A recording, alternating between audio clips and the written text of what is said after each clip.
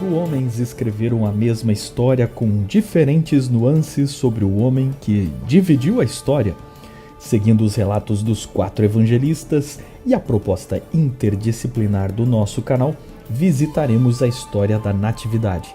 Bem-vindos ao canal Observatório 7 e nosso especial Caminhando com Jesus, o Nascimento de Cristo.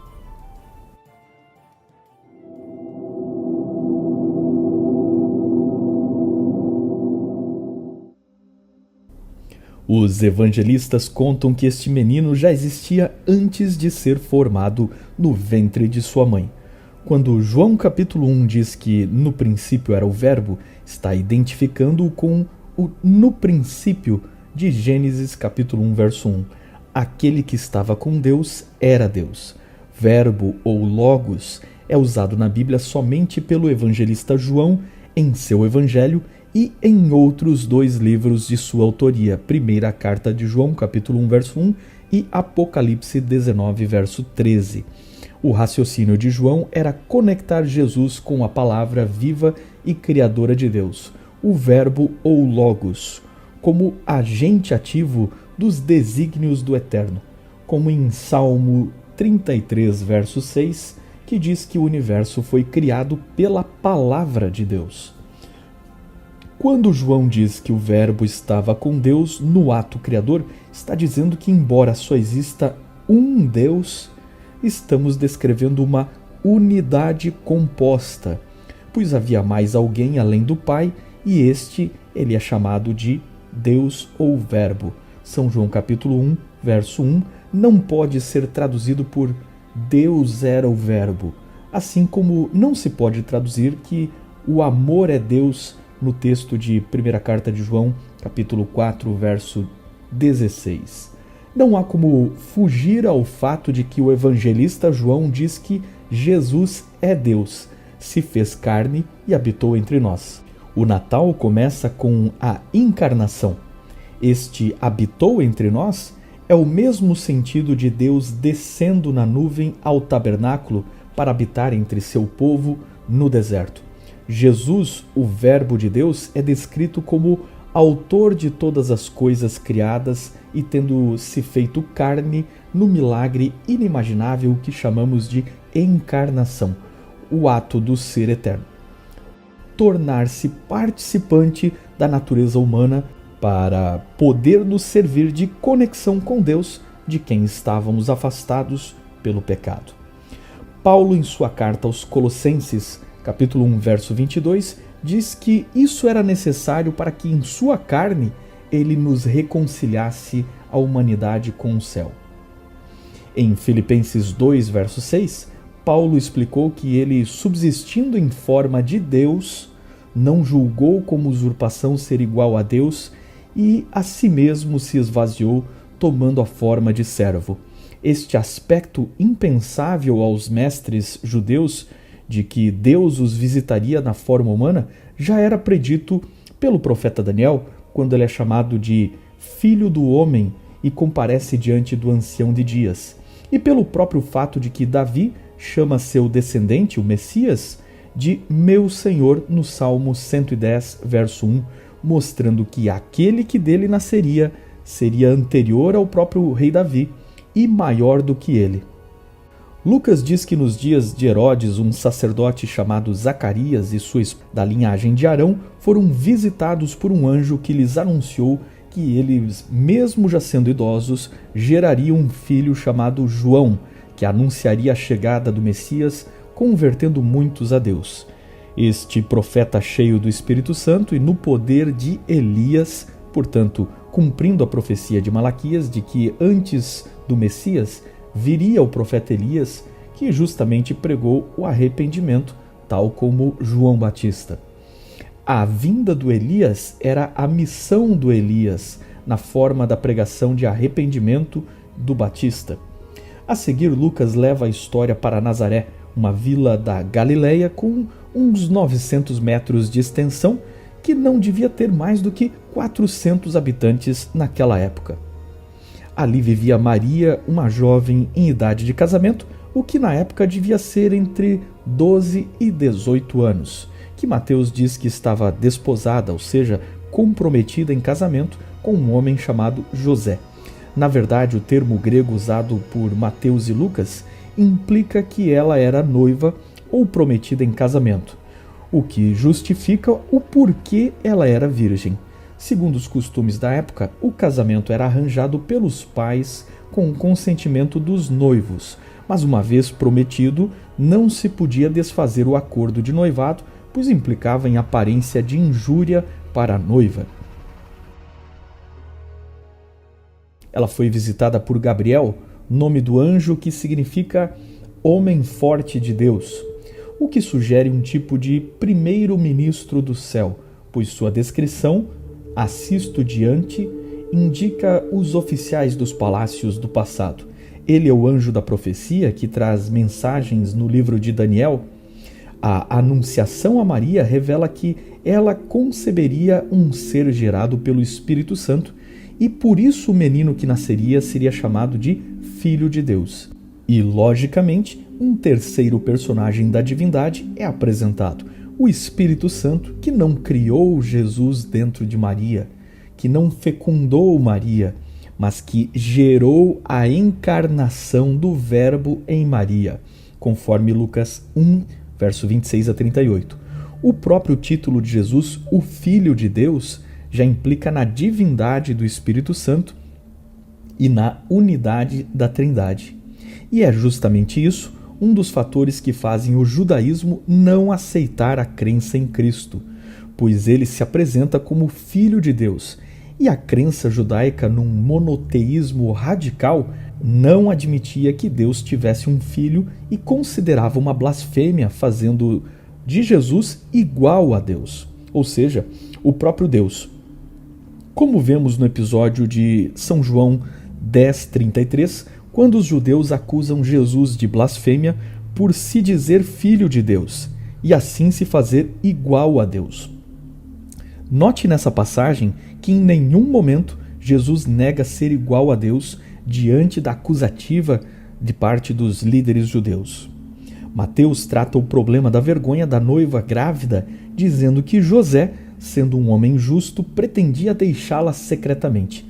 Isso porque ele tinha o direito de acusá-la de adultério e, neste caso, a situação dela seria de rejeição total.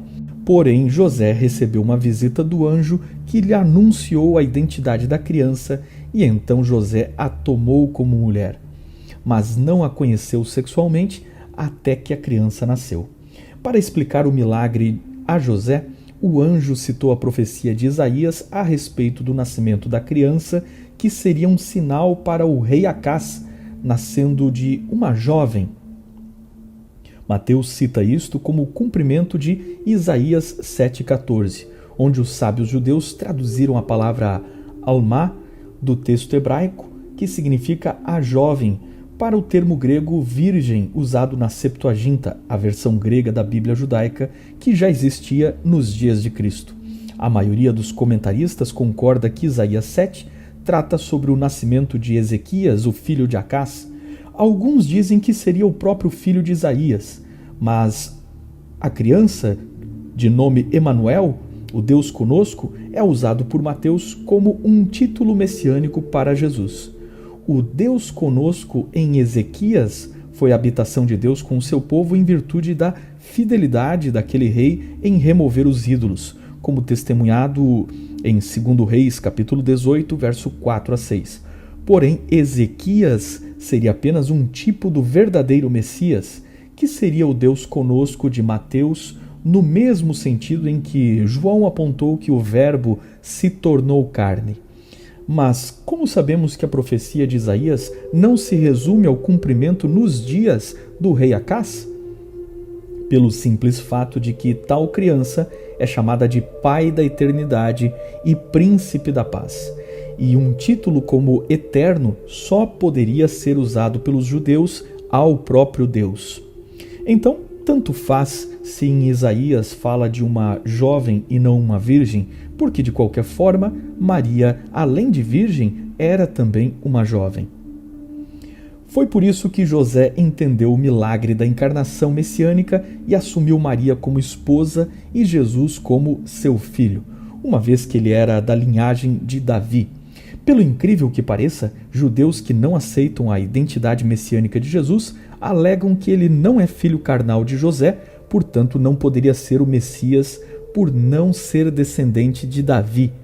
Mas nisso estão reconhecendo duas coisas que testemunham a favor do cristianismo, sendo, primeiro, que nisto estão reconhecendo que José era de fato o herdeiro de Davi, e segundo, que Jesus era realmente filho de Deus, já que José reconheceu a pureza de Maria, aceitou o filho, o que também endossa o nascimento virginal, portanto, sendo a criança filha do próprio Deus. Pelo incrível que pareça, a linhagem de Davi estava esquecida e empobrecida depois de séculos de domínio estrangeiro. Entretanto, a genealogia de Cristo em Mateus e Lucas nunca foi questionada em seus dias, pois qualquer um podia ver os registros públicos da linhagem de José. Não só Jesus era filho, por assim dizer, adotivo de José, mas Paulo, em Romanos 1, verso 3, diz que Jesus descendia segundo a carne do rei Davi. O que quer dizer que Maria tanto era parenta de levitas da casa de Arão por Isabel, quanto tinha na sua linhagem ancestrais da realeza de Judá, pois em Lucas, capítulo 1, verso 32, Davi é chamado de seu pai, e no verso 69, Zacarias reconhece a linhagem do Messias vinda de Davi. Isso faz de Jesus um herdeiro sem igual, combinando de modo intrincado a encarnação numa virgem com a descendência dos reis de Judá e dos sacerdotes levitas. O mais curioso é que as linhagens de Davi, as linhagens da casa real, se perderam completamente. Portanto, se a profecia de que o cetro nunca sairia da casa de Judá está correta, hoje é impossível identificar outro Messias que não seja o próprio Jesus.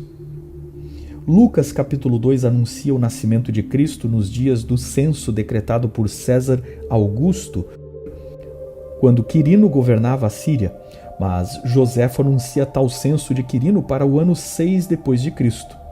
Estaria Joséfo correto?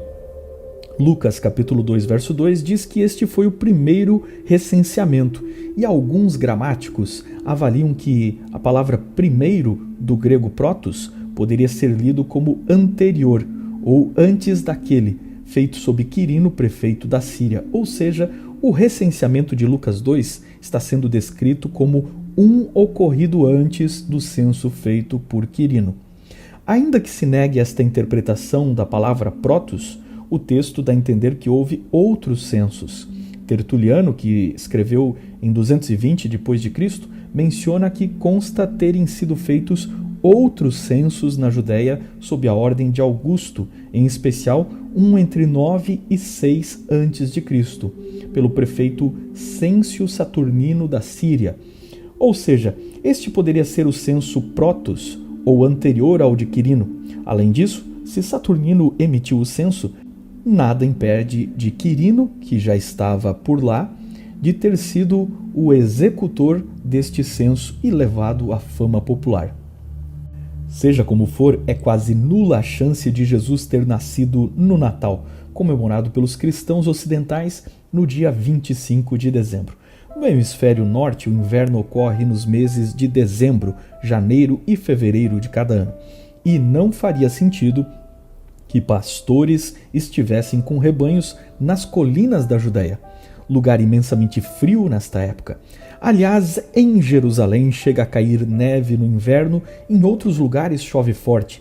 Pastores com seus rebanhos é algo que ocorre durante o outono ou a primavera. Também seria uma época imprópria para a jornada de uma grávida percorrendo mais de 100 quilômetros de Nazaré até Belém.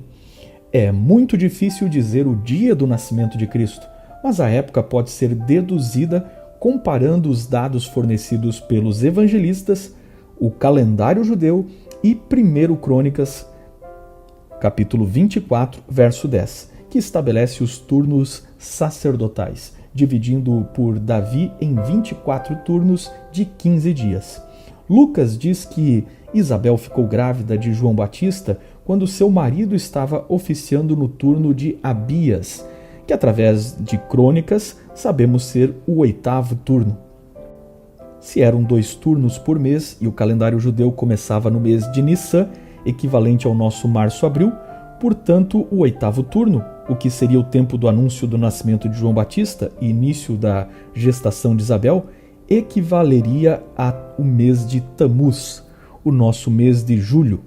Uma vez que sabemos que João Batista teria nascido por volta de Nissan, março-abril, e que Maria ficou grávida quando Isabel estava no 6º mês de gravidez, é fácil deduzir que Maria ficou grávida no mês de Tibete, nosso dezembro ou janeiro, e que 9 meses depois, no mês judeu de Etanim, equivalente ao nosso setembro e outubro, Jesus teria nascido.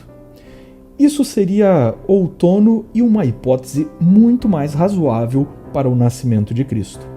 O famoso 25 de dezembro foi estabelecido pela Igreja Católica no ano 525, segundo alguns pelo Papa João I, reconhecendo a tradição que remontava aos cultos solares na época do imperador Constantino. Na verdade, não conheço nenhuma religião cristã que tenha o dia do nascimento de Cristo como um dogma, e nem estou me opondo que alguém comemore o Natal neste dia, lembrando que em alguma data desconhecida o milagre da encarnação ocorreu. É uma questão de consciência e, como não conhecemos a data verdadeira, nem a qualquer ordem apostólica de comemorar o nascimento de Cristo, não há qualquer dificuldade em usar 25 de dezembro para relembrar o mundo de que Deus encarnou e nos visitou em alguma data desconhecida. Quanto ao mais, não havendo revelação bíblica, não se toma este dia como uma ordenança ou mandamento, mas também é muita inocência dizer que é uma data pagã, uma vez que, assim como o cristianismo transformou o vergonhoso símbolo da cruz em símbolo de amor, também é capaz de apoderar-se de elementos da cultura humana e torná-los numa lembrança de que Cristo enviou seu Filho a este mundo. O Natal sempre é uma oportunidade de evangelização. Seja como for, as igrejas orientais nunca aceitaram 25 de dezembro e comemoram o Natal em 6 de janeiro, o que também é uma data improvável. A tradição de Jesus nascendo numa gruta veio, por sua vez, de Justino Mártir, no 2º século. O imperador Constantino, em 325 d.C., construiu a Igreja da Natividade sobre a caverna que se acreditava ter nascido Jesus. Esta igreja foi ampliada pelo imperador Justiniano. Mas voltando para a Bíblia, Lucas diz que as hospedarias de Belém estavam lotadas. Então Jesus nasceu e foi colocado numa manjedoura. Esta pobreza do Messias foi outro fator que impediu a elite judaica e a romana de aceitar Jesus como Messias, já que esperavam que o Messias fosse um general libertador e o que havia ali era só uma família pobre.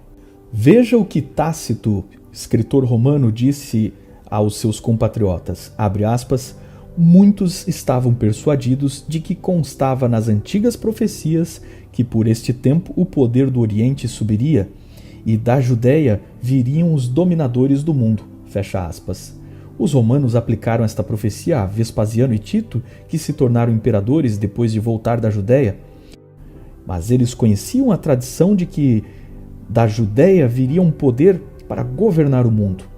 É notório que havia um sentimento entre os povos de expectativa por um rei salvador, algo que pode ser descrito como o desejado de todas as nações.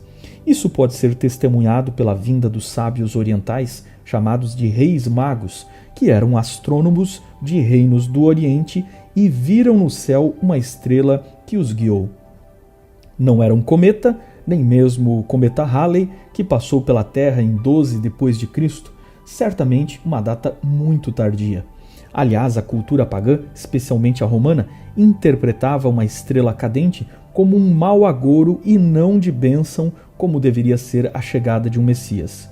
Já que nada na astronomia mostra qualquer fenômeno nesta época, é bem possível que as miríades de anjos que os pastores viram no céu de Belém produziram tanto brilho que foram avistados desde o Oriente como um tipo de estrela, e lembrado a eles da milenar profecia de Balaão de que uma estrela subiria de Jacó.